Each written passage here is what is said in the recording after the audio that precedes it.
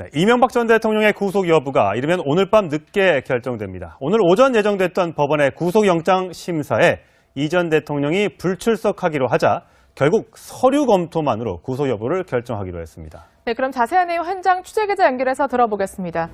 윤준호 기자, 법원이 서류 심사를 결정한 이유는 뭔가요? 네, 법원은 이 전 대통령의 신문 포기 의사가 분명한 만큼 법정에 불러 직접 신문하는 절차 없이 구속영장 발부 여부를 결정하기로 했습니다. 결국 검찰이 제출한 구속영장과 의견서 그리고 이 전 대통령 변호인단의 반박 의견서 등 서류만으로 구속영장 발부 여부를 결정하게 됩니다. 이 전 대통령의 구속 여부는 이르면 오늘 밤 늦게 또는 내일 새벽 결정됩니다. 자, 법원은 이미 서류 심사에 착수했다고 하는데요. 이 전 대통령은 구속 여부가 결정될 때까지 어디에서 대기하게 됩니까? 네, 이 전 대통령은 이곳 논현동 자택에서 참모들과 함께 구속영장 심사 결과를 확인할 것으로 보입니다. 이 전 대통령은 구속영장이 발부되면 입장문을 발표하는 방안도 검토하고 있습니다.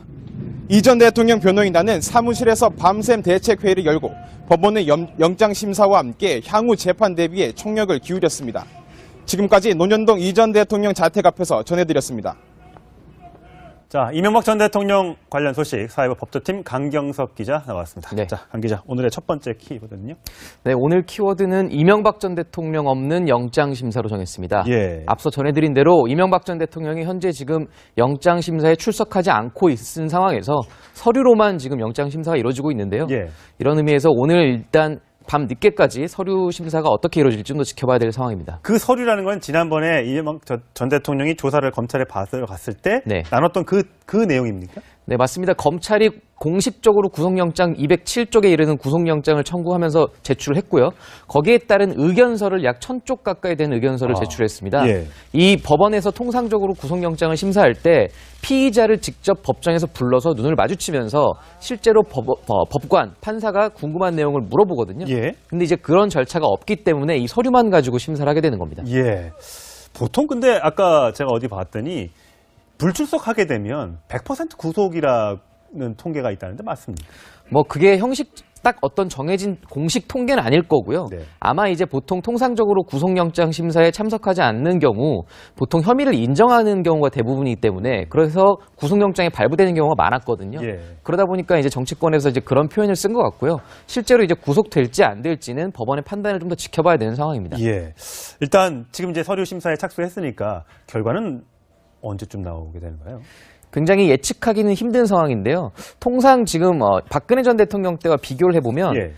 당시와는 조금 더 빨리 결정되지 않을까라는 관측들이 나오는데 예. 왜냐하면 당시 박근혜 전 대통령이 구속영장 심사를 받았을 때는 8시간 40분이라는 심사 기간을 기록했습니다. 예. 심사 시간이 그렇게 오래 걸렸던 거는 역대 최장 기간이었고요. 예. 그러다 보니 법원이 실제로 신문을 마치고 서류 검토까지 하는 시간이 굉장히 오래 걸렸거든요. 다만 이명박 전 대통령의 경우는 검찰이 19일 월요일 오후에 이제 구속영장을 청구했고 20일 화요일 오전부터 서류 검토를 하고 있었기 때문에 예. 아마 오늘 새벽 0시, 오늘 자정 전후로 아마 결정이 나지 않을까 이런 관측들이 지금 조심스럽게 나오고 있습니다. 만약에 이제 오늘 새벽에 바로 구속이 영장이 발부가 되면 바로 이제 검찰에서 그러면 이명박 전 대통령의 자택으로 가서 구인을 해서 바로 구치소로 바로 가게 되는 겁니까? 네, 맞습니다. 현재 특수 2부와 그다음에 첨단 수사 범죄 1부 이 수사관들이 영장이 나올 경우에 이 구속영장을 들고 직접 논현동에 있는 이명박 전 대통령 자택으로 가서 영장을 집행하게 되는데요. 예. 아마 그 시간이 언제가 될지는 모르겠지만 현재로선 검찰은 통상적인 형사사건 경우와 같이 집행하겠다. 그러니까 영장이 발부되면 지체 없이 영장을 집행하겠다는 그런 지금 뜻을 갖고 있습니다. 어제 강 기자가 얘기했던 것처럼 서울 구치소로 바로 수감이 된다. 네, 아마 오늘 오후에 법무부에서 최종 수감 장소를 발표할 예정으로 예. 보이는데요. 현재까지로서는 동부구치소가 유력하게 검토되고 있다고 합니다. 그렇습니다. 하게 되면 100% 구속이라는 통계가 있다는데 맞습니까? 뭐 그게 형식 딱 어떤 정해진 공식 통계는 아닐 거고요. 네. 아마 이제 보통 통상적으로 구속영장 심사에 참석하지 않는 경우 보통 혐의를 인정하는 경우가 대부분이기 때문에 그래서 구속영장이 발부되는 경우가 많았거든요. 예. 그러다 보니까 이제 정치권에서 이제 그런 표현을 쓴 것 같고요. 실제로 이제 구속될지 안 될지는 법원의 판단을 좀 더 지켜봐야 되는 상황입니다. 예. 일단 지금 이제 서류 심사에 착수했으니까 결과는 언제쯤 나오게 되는 거예요? 굉장히 예측하기는 힘든 상황인데요. 통상 지금 박근혜 전 대통령 때와 비교를 해보면 예.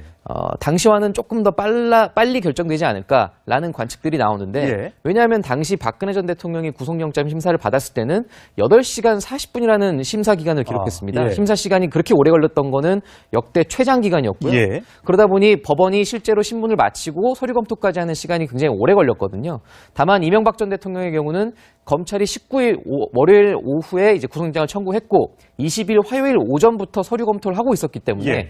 아마 오늘 새벽 0시, 오늘 자정 전후로 아마 결정이 나지 않을까 이런 관측들이 지금 조심스럽게 나오고 있습니다. 만약에 이제 오늘 새벽에 바로 구속이 영장이 발부가 되면 바로 이제 검찰에서 그러면 이명박 전 대통령의 자택으로 가서 구인을 해서 바로 구치소로 바로 가게 되는 겁니까?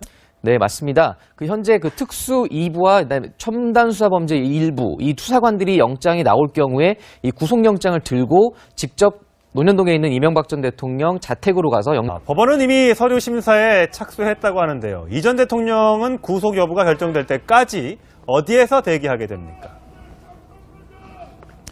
네, 이 전 대통령은 이곳 논현동 자택에서 참모들과 함께 구속영장 영장 심사 결과를 확인할 것으로 보입니다.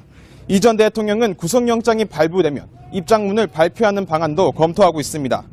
이 전 대통령 변호인단은 사무실에서 밤샘 대책회의를 열고 법원의 영장 심사와 함께 향후 재판 대비에 총력을 기울였습니다. 지금까지 논현동 이 전 대통령 자택 앞에서 전해드렸습니다. 자, 이명박 전 대통령 관련 소식 사회부 법조팀 강경석 기자 나왔습니다. 네. 자, 강 기자, 오늘의 첫 번째 키워드는요? 네, 오늘 키워드는 이명박 전 대통령 없는 영장 심사로 정했습니다. 예. 네, 이명박 전 대통령의 구속 여부가 이르면 오늘 밤 늦게 결정됩니다. 오늘 오전 예정됐던 법원의 구속영장 심사에 이 전 대통령이 불출석하기로 하자 결국 서류 검토만으로 구속 여부를 결정하기로 했습니다. 네, 그럼 자세한 내용 현장 취재기자 연결해서 들어보겠습니다. 윤준호 기자, 법원이 서류 심사를 결정한 이유는 뭔가요? 네, 법원은 이 전 대통령의 신문 포기 의사가 분명한 만큼 법정에 불러 직접 신문하는 절차 없이 구속영장 발부 여부를 결정하기로 했습니다. 결국 검찰이 제출한 구속영장과 의견서 그리고 이 전 대통령 변호인단의 반박 의견서 등 서류만으로 구속영장 발부 여부를 결정하게 됩니다. 이 전 대통령의 구속 여부는 이르면 오늘 밤 늦게 또는 내일 새벽 결정됩니다. 자, 앞서 전해드린 대로 이명박 전 대통령이 현재 지금 영장 심사에 출석하지 않고 있는 상황에서 서류로만 지금 영장 심사가 이루어지고 있는데요. 예. 이런 의미에서 오늘 일단 밤 늦게까지 서류 심사가 어떻게 이루어질지 좀 더 지켜봐야 될 상황입니다. 그 서류라는 건 지난번에 이명박 전 대통령이 조사를 검찰에 받으러 갔을 때 네. 나눴던 그 내용입니까? 네, 맞습니다. 검찰이 공식적으로 구속영장 207쪽에 이르는 구속영장을 청구하면서 제출을 했고요. 거기에 따른 의견서를 약 1000쪽 가까이 되는 의견서를 제출했습니다. 예. 이 법원에서 통상적으로 구속영장을 심사할 때 피의자를 직접 법정에서 불러서 눈을 마주치면서 실제로 법관, 판사가 궁금한 내용을 물어보거든요. 예. 근데 이제 그런 절차가 없기 때문에 이 서류만 가지고 심사를 하게 되는 겁니다. 예. 보통 근데 아까 제가 어디 봤더니 불출석